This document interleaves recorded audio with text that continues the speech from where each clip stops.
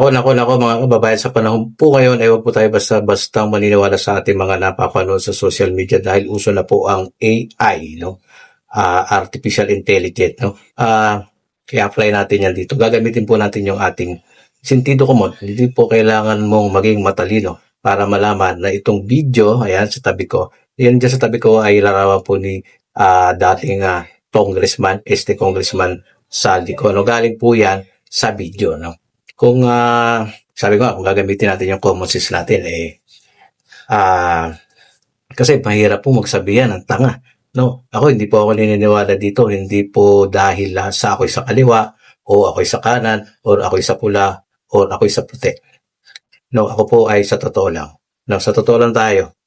Scrutinize natin, kikilatisin natin itong larawan na ito na galing po sa video ni Saldico. No? Sanay po tayo sa pangingilatis kahit mga barya, nakikita po natin yung mga pagkakaiba niya. No? Kaya nga po numismatics no? Local numismatics. Ayan, no?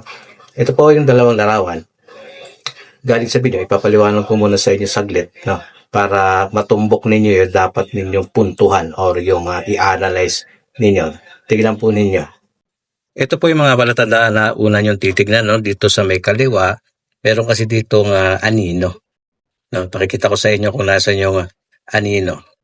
Highlights natin. Ayan, may anino dyan. Sa kanan, wala na no? Yan, dapat hindi mawawala yan kung ni-record yan. Tapos yung hugis ng ulo, bilog dito. Dito sa kanan, kudrado na yung ulo niya, no? Pakudrado na. Tapos yung buhok dito malipis. Tapos sa kanan, makapal na. So, magkaiba na yan. Tapos yung panloob, no? Hindi man lang nabago yung pagkakatabingi, no? Kung ibang araw yan na-record. Tapos yung bibig, dito yung bigote, no? So, pareho. Kung humaba ang buhok, dapat kahaba din yung mga bigote yan. No? Tapos sa kaliwa, medyo brown ang kulay niya dyan, no? Parang moreno. Tapos dito sa kanan, medyo maputi na siya. Mapusyaw yung kulay. So, hindi dapat yan magbabago. Maliban lang kung ikaw ay shapeshifter o isa kang reptilian alien.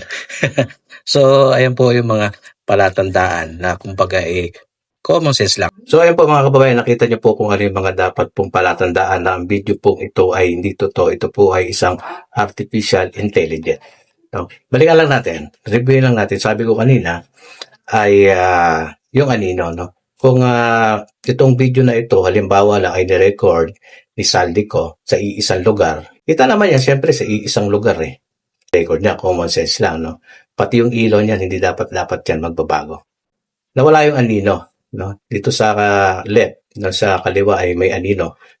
Okay? Tapos, pangalawa, tignan niyo yung mga larawan lang, sa larawan na lang kayo magbase. Ang pinakamalaking pagkakaiba dito mga kababayan ay yung itong nung nakita ko yung lumabas na yung isang video na sabi ko iba na, nag-iba na. Halatang halata na. Yung hugis ng ulo, yung shape ng ulo. No, yung mga unang video na lumabas ay bilog. Bilugan talaga ang ulo ni Saldico doon, no? At yung dito na nung November 24, yung lumabas na video ay kung titingnan mo halatang halata na nag-iba na, no? Hindi na nakuha nung pag-generate ng AI yung kalintulad sa unang video. Square ang ulo. Ikaw ba habang nagre-record, magbabago ang hugis ng ulo mo? Siguro shapeshifter ito, reptilian.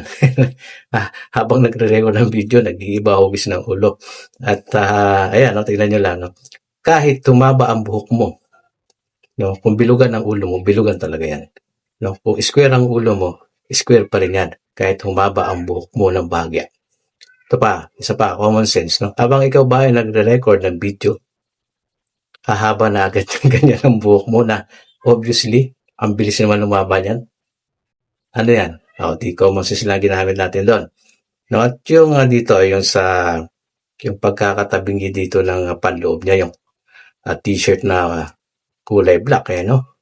Kung nirecord niya ito na magkakaibang araw, magkakaibang panahon, abay, napaka-perfecto naman na hindi man lang nagalaw yung pagkakatabingi ng damit niya rito. At wala bang ibang damit ito? Kasi sasabihin nila dyan, umaba yung buhok kasi ibang panahon na yan. Wala bang ibang damit? Wala bang ibang damit? No? Ayan.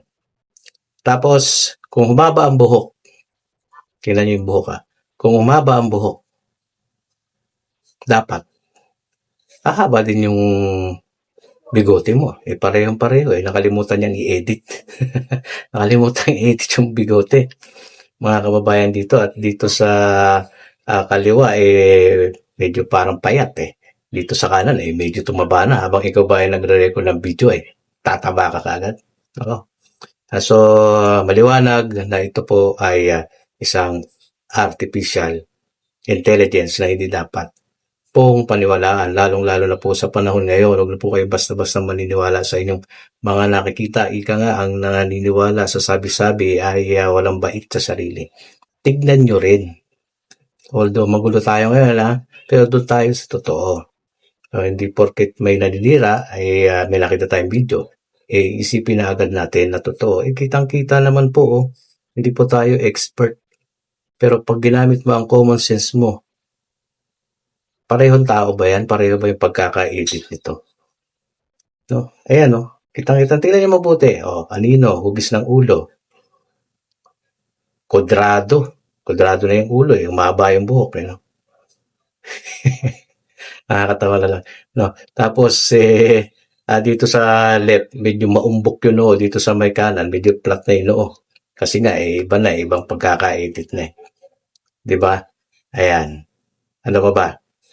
Nga, yung mga bigote hindi umaba, pero yung buhok umaba. Tapos, ay nako. Yung kulay, kayo manggi sa kaliwa, sa kanan, medyo maputi na, medyo mapusyaw na. No? Kung isang oras mo lang na-record yung video na yan, no? Kung isang oras na video mo lang na-record yan, hindi hahaba ang buhok mo, hindi ka puputi. Okay? So, common sense lang po. AI generated po ito. Ako marami ako nakikita doon sa mga comment section sa mga news sa social media sabi nga tanga na maniniwala dyan sa video na yan. Aba, totoo yun. Ang media kasi, hindi yan ginagawa ng media, balita lang ng balita, scoop lang ng scoop yan. Sana gawin nila, i-analyze din nila, scrutinize nila yung video kung totoo ba yan. Balita ko nga, meron ng mga expert na nagsabi na AI.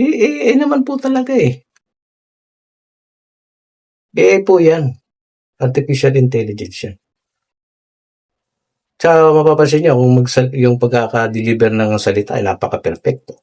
Hindi mo lang nagkakamali. Tapos, kunwari, binabasa pa.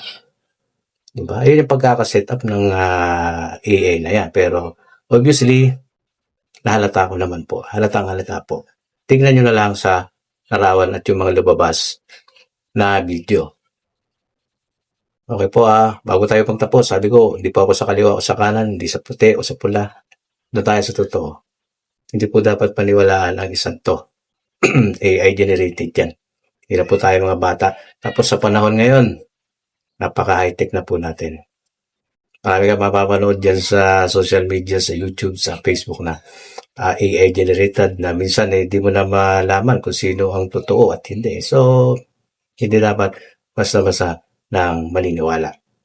Okay? Ayan po yung ating video ngayon. Siyempre, gusto ko mag-iwan kayo ng opinion dito. Opinion, pa-share nyo yung video. Mga kababayan, tapos sa mga baguhan, subscribe. Okay, maraming salamat. Huwag basta-basta maniniwala. Sabi ko nga, hanggang dito na lang. God bless.